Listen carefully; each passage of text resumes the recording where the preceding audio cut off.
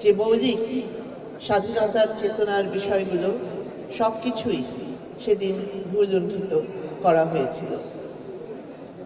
বঙ্গবন্ধু শেখ মুজিব শুধু একজন ব্যক্তি ছিলেন না, তিনি একটি দর্শন, তিনি একটি আদর্শ। যেই দর্শন এবং আদর্শের কোনো মৃত্যু নেই। আমরা দেখেছি যে একদিকে যেমন বাঙালি জাতির অধিকার প্রতিষ্ঠার জন্য দীর্ঘ 23 বছর নিরলসভাবে সংগ্রাম করে গেছেন বঙ্গবন্ধু শেখ মুজিব, ঠিক তেমনি তার পাশাপাশি থেকে নেপথ্যে থেকে তাকে সহযোগিতা করেছেন বঙ্গমাতা বেগম ফজলুন্নেসা মুজিব, তার সহযোগী। কাজে এই মহিষী নারীরও আমাদের স্বাধীনতা সংগ্রামে যে অমূল্য অবদান রেখে গেছেন সেটাও জাতি চিরকাল শ্রদ্ধাভরে স্মরণ করে। জাতির পিতা বঙ্গবন্ধু শেখ মুজিবের জীবনকে আমরা যদি একটু বিশ্লেষণ করি তাহলে দুটো ভাগে যদি দেখেন, খুবই স্বল্প পরিসরের জীবন তার, এবং তার প্রথম অংশে যে 23 বছর তিনি কেবলমাত্র মানুষের অধিকার প্রতিষ্ঠার জন্যেই সংগ্রাম করে গেছেন, জেল জুলুম মামলা হামলা সকল কিছু সহ্য করে গেছেন, কিন্তু অন্যায়ের কাছে কখনো মাথা নত করেননি। বাঙালির অধিকার প্রতিষ্ঠায় তিনি কখনো পিছপা হননি, তিনি কখনো সেখানে কোনো আপোষ করেন। তার ঐতিহাসিক 7ই মার্চের ভাষণ, সেখানে আমরা দেখেছি তিনি বলছেন যে আমি প্রধানমন্ত্রিত্ব চাই না, আমি বাংলার মানুষের স্বাধীনতা চাই। তার ব্যক্তিগত জীবনে কোনো চাওয়া পাওয়া ছিল না। তিনি ছিলেন নির্লোভ নির্মোহ এক মানুষ, যিনি কেবলমাত্র দেশ জাতি এবং মানুষের কল্যাণে কাজ করে গেছেন। দুঃখী মানুষের মুখে হাসি ফোটানোই ছিল তার জীবনের মূল আদর্শ। এবং আমরা একটু লক্ষ্য করলেই দেখি যে টুঙ্গিপাড়ার সেই খোকা থেকে বেড়ে ওঠা, পরাধীনতার শৃঙ্খল থেকে বাঙালি জাতিকে মুক্ত করে স্বাধীনতার সূর্য ছিনিয়ে এনে একটি স্বাধীন বাংলাদেশ, স্বাধীন সার্বভৌম বাংলাদেশ, লাল সবুজের পতাকা এবং একটি সংবিধান উপহার দিয়েছিলেন আর অন্য কেউ নয়, জাতির পিতা বঙ্গবন্ধু শেখ মুজিব। আর তার সেই বেড়ে ওঠা, খোকার জীবন থেকে বেড়ে ওঠার অনেক উদাহরণ রয়েছে, যেখানে দেখবেন যে সেই শিশু বয়স থেকে তিনি মানুষের প্রতি কতটা দরদি একজন মানুষ ছিলেন। একটা শিশুকাল থেকে তার পরিচয় আমরা পেয়েছি এবং পরবর্তী জীবনেও তাই। এই দুঃখী মানুষের কষ্ট লাঘব এবং বৈষম্য, অন্যায়, অনাচার এর বিরুদ্ধে দাঁড়ানোই ছিল তার জীবনের মূল লক্ষ্য। পরবর্তীতে 52 ভাষা আন্দোলনে, সেই 48 থেকে 52 ভাষা আন্দোলনেও তিনি গুরুত্বপূর্ণ ভূমিকা রেখেছেন। তাকে তখন গ্রেপ্তার করে কারাগারে রাখা হয়েছিল এবং কারাগারে অন্তরীণ থাকার সময়ই 52 এই ভাষা আন্দোলনের পর যখন তাকে মুক্ত করা হয়, তখন তার শারীরিক অবস্থা খুবই দুর্বল হয়ে গিয়েছিল, কেননা তিনি সেই জেলের ভিতরেই তখন অনশন করেছিলেন এবং সেই অনশন করে প্রায় মৃত্যুমুখে পতিত হচ্ছিলেন, এমনই একটি পরিস্থিতি হয়েছিল।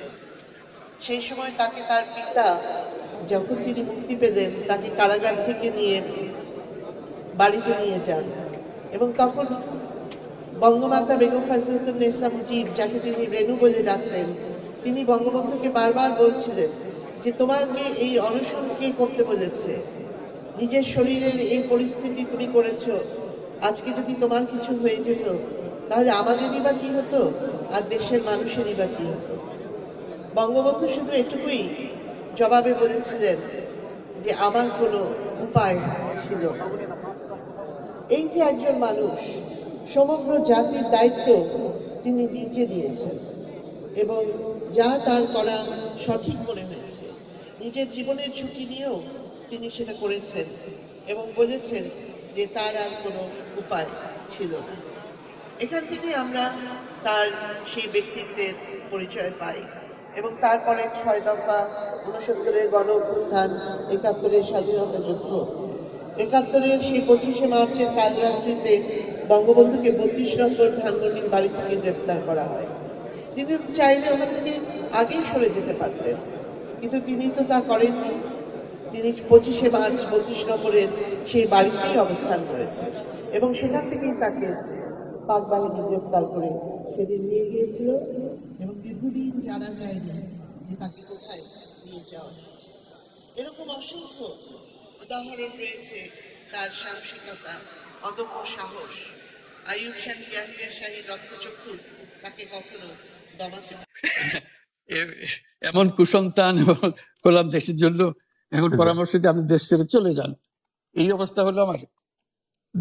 মনে করেন আমার এই অবস্থা হয়ে আছে যে আমি দেশেরই সন্তান, এই দেশেই থাকবো, দেশের জন্য যে কাজ করি সেটাই করব, এটা যতদিন আমি বেঁচে আছি সেটাই করে যাব।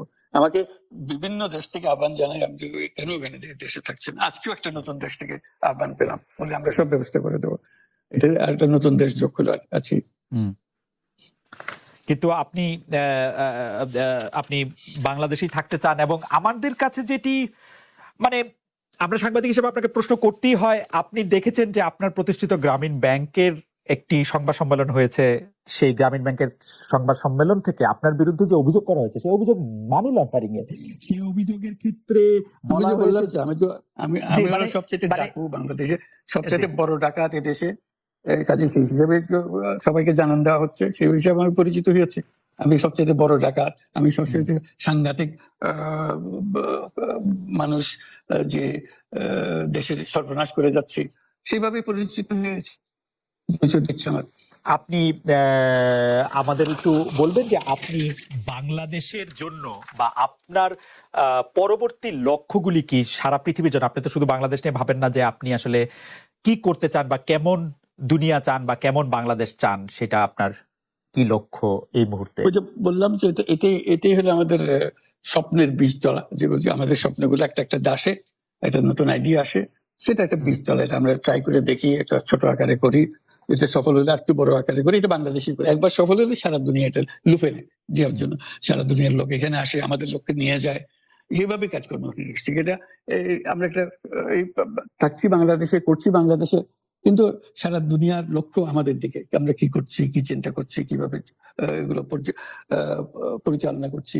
এবং তার মধ্যে ব্যাখ্যা হিসেবে যেটা আমরা বারবার বলছি, আমরা একটা নতুন পৃথিবী গড়তে চাই। সেই পৃথিবী হচ্ছে 3 শূন্যের পৃথিবী।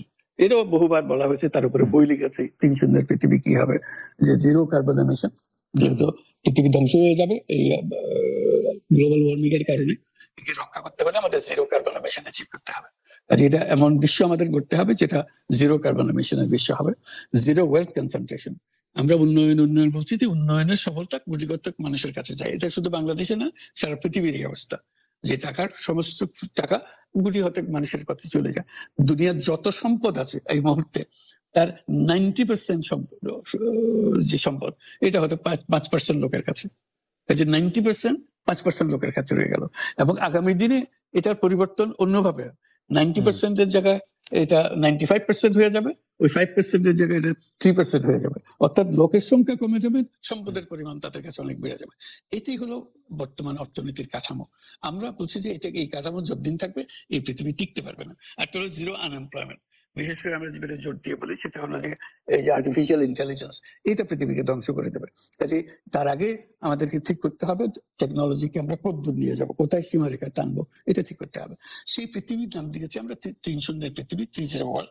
এই আমরা একটা পৃথিবী গড়তে চাই যেখানে এই যে zero wealth concentration, zero unemployment এবং জিরো ওয়েলথ আর্টিফিশিয়াল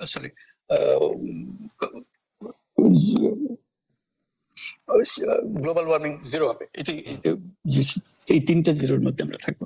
তো সেটা বিভিন্ন দেশে এটা পর্যালোচনা বৈঠক হচ্ছে, বিভিন্ন বিশ্ববিদ্যালয়ে সেটা নিয়ে আলোচনা হচ্ছে, আমাদেরকে আমন্ত্রণ জানাচ্ছে, আমরা সেগুলো বিশ্বকে বোঝানোর চেষ্টা করছি। এটার বড় নিয়ামক হবে সোশ্যাল বিজনেস। এই সোশ্যাল বিজনেস এর মাধ্যমে এগুলো করা যাবে। কারণ সোশ্যাল বিজনেস সঙ্গে আসছে সোশ্যাল বিজনেস, এবং কত জায়গা থেকে কত ভিন্ন ভাবে এগুলো প্রসার করা হবে সেটা আমাদের উপর আমাদের দায়িত্ব হয়। আমরা এগুলো ব্যাখ্যা করি, আমাদেরকে বিভিন্ন বিশ্ববিদ্যালয়ের মারফতে হয়। 107 7টা বিশ্ববিদ্যালয়ের এখন সোশ্যাল বিজনেস সেন্টার আছে। এটার নাম হলো সাধারণত ইউনুস সোশ্যাল বিজনেস সেন্টার নামে পরিচিত হয়। নিত্য নতুন বিশ্ববিদ্যালয়ের সঙ্গে যুক্ত হচ্ছে। সর্বশেষ যেটা কিছুদিন আগে আমরা পত্রিকায় দিয়েছিলাম যে finance university of Russia, finance university Moscow, তারা বলছে যে আমরা এখানে ইউনুস সোশ্যাল বিজনেস সেন্টার করব এবং আপনাকে একটা দায়িত্ব দেব, একটা ইন্টারন্যাশনাল অ্যাডভাইজারি কমিটি আমাদেরকে বানিয়ে দেবেন এবং আপনি সারাক্ষণ এটা তদারকি করবেন। সেটা এই সপ্তাহের মধ্যে আরেকটা বৈঠক হবে, তাদের সঙ্গে জুম মিটিং হবে, যে তারা অগ্রসর হচ্ছে। অর্থাৎ এটার গতি শুধু সীমাবদ্ধ কোনো বিশেষ ধরনের কাজে না। চায়না এটার একটা অগ্রগামী দেশ, যেটাতে সোশ্যাল বিজনেস নিয়ে তারা বহু পরিমাণ মনোযোগ দিচ্ছে। কাজে এইটা দুনিয়ার ডানে বাঁয়ে উত্তর দক্ষিণে সবার কাছে আছে। কাজে সেটাকে আমরা তুলে ধরছি। এটার আমাদের বড় বক্তব্যটা হলো যে বর্তমান যে কাঠামোর উপরে বিশ্ব পরিচালনা হচ্ছে, সেই কাঠামো, সেই বিশ্ব এটা আত্মঘাতী একটা বিশ্ব। এটা নিজেকে বিলুপ্ত করা ছাড়া এটার কোনো গতি নেই, যে পদ্ধতি আমরা এগোচ্ছি। কাজে বিলুপ্ত হওয়ার আগে যদি আমরা নতুন কাঠামো করতে পারি, নতুন সভ্যতা গড়ে তোলা, এই নতুন সভ্যতা গড়ে তোলার জন্য এই সমস্ত আয়োজন হচ্ছে। সেই কারণেই এই পৃথিবীর এত ইন্টারেস্ট দেখছেন, যে আলোচনা দেখছেন, যে তারাও অনুভব করে যে এটার একটা রাস্তা বের করতে হবে। আমরা একটা রাস্তা বের করেছি, এটা তাদের কাছে সম্পূর্ণ মনে হচ্ছে নাকি আরো এডিশন দরকার হবে, কিন্তু তারা এটার মধ্যে জড়িত হতে চায়, তারা করছে। তার সঙ্গে আমরা 30 ক্লাব, আমরা বলছি যে এটা শুধু মুখে কথা বললে হবে না, এটা কার্যে পরিণত করতে হবে। পাঁচজন সদস্য নিয়ে ইয়ুথদের মধ্যে প্রচার করার, যুবকদের মধ্যে প্রচার করার জন্য 12 বছর বয়স থেকে 35 বছর বয়স পর্যন্ত, এই বয়সের মধ্যে এই যে 5 জন মিলে একটা ক্লাব করবে, 30 ক্লাব। তাদের অঙ্গীকার হবে, আমি ব্যক্তিগতভাবে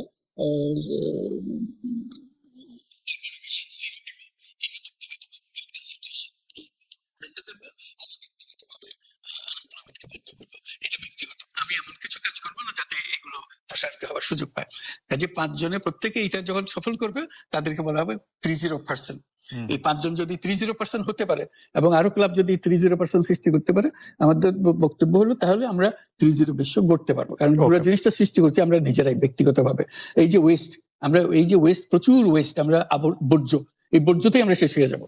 কাজে আমি আমি যদি 30 ক্লাব করি, প্রথম কাজ হলো আমি যে জিনিস আমার দরকার নেই সেই জিনিস আমি কিনবো না। কিনলে এটা ফেলে দিতে হবে, এক সময় ফেলতে হবে, বর্জ্য